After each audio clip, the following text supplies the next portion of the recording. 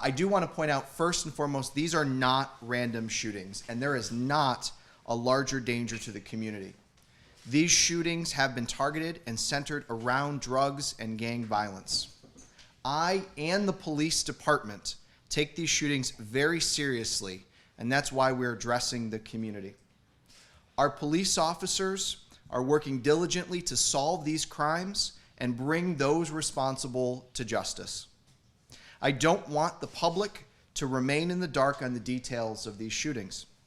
We're open to hearing the public's concerns and want to inform them of the efforts in these cases. It is essential that we do not deny that a problem exists by not saying anything publicly. By doing so would be a disservice to the community. More importantly, I am open to hearing concerns from the community and want the public to know that my door is always open. My office is here to help and address any and all concerns that the public has. I've asked Chief Snellings to speak generally about the shootings and police efforts, and afterwards we'll take a few questions. Chief Snellings? Good morning. I'm Chief Snellings, S-N-E-L-L-I-N-G-S. Again, I just want to emphasize a couple of things that the mayor said. We both feel that it's very important that our community have a basic understanding of what's going on, and that we do take these incidents seriously, and that we're definitely putting every effort into resolving them. So I'll cover a couple of incidents that we've had in general terms. I know the Bullfrog shooting has garnered a lot of questions. What I will tell you is that our shooting victim has retained an attorney. We have made multiple attempts to interview our shooting victim through his attorney with no response. So we've taken that investigation and we've turned it over to the district attorney's office for further review and consideration. The most recent shooting on Hazard Street. Recently we put out a media release that talked about us recovering the vehicle that was directly involved in the shooting. During the course of that, we've been able to identify all the individuals involved, and it also led us to tie it into the Newland Street shooting on Christmas Day. So there's a link there. We are working with all our local and our federal partners to approach this on every angle that we can. Our shooting victim is still in stable condition, and once he has the ability to be interviewed, then we'll go down and interview our shooting victim. As far as that case goes, we really have nothing further. And then I guess we'll open it up to questions. So for the Hazard Street and the Newland shootings, you say the suspects that were involved in that are known, they just aren't in custody? Correct. Correct. Is there a reason why they're not in custody? Sure. Again, we have to interview a victim. As far as the Newland Street incident goes, it's the same old story. Lack of cooperation between witnesses and victims at that time. But what we've been able to discover as far as evidence in the Hazard Street, and I can't get into specifics, as we've been able to tie the two incidents together. So we haven't made an arrest in that situation yet because we still have to interview the victim. Go ahead. I said, you said a lot of these are targeted texts, and some of these are linked. Is there any kind of motive behind it all of these? Drugs, money, is some underlying incident? I would tell you that the Hazard and the Newland Street incident goes back several years, and they've been tied to previous shooting incidents. I can't get into specifics of motives because it's still an ongoing criminal investigation. So these are almost retaliatory in nature? Yes, that I'm comfortable saying.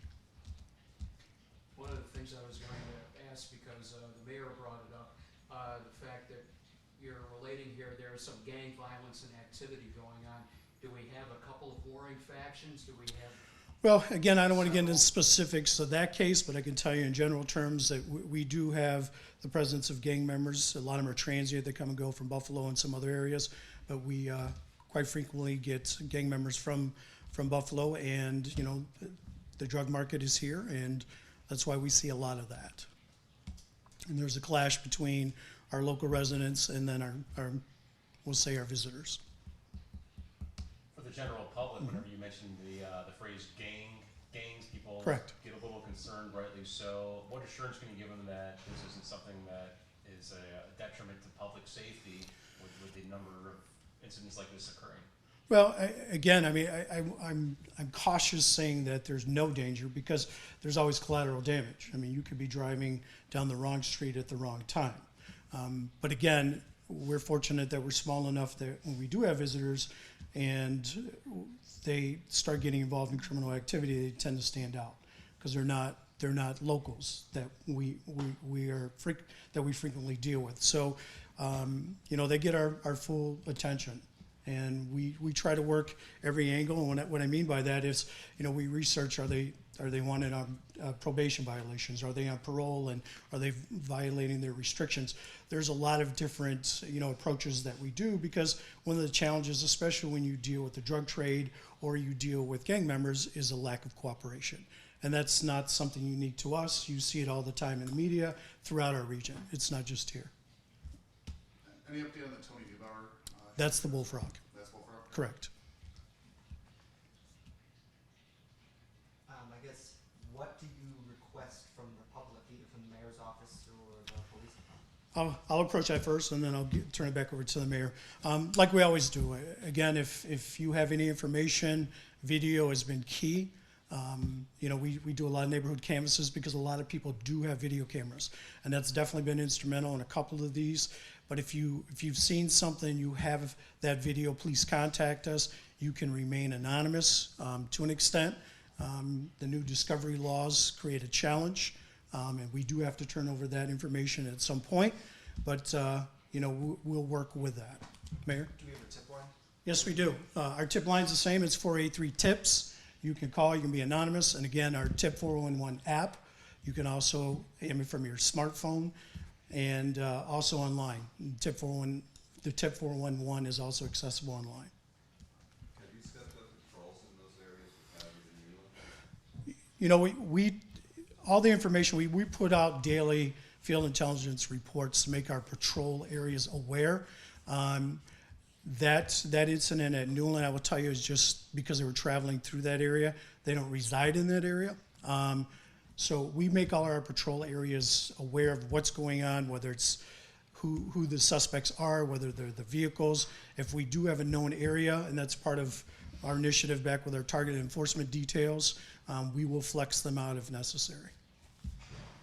Mayor? Great. From our office, as I said earlier, we are open to any discussion the public wants to have. They can simply call our office. If they are tip related, we ask that you call the police department directly. Anything we receive in our office, we will forward directly to the Jamestown Police Department.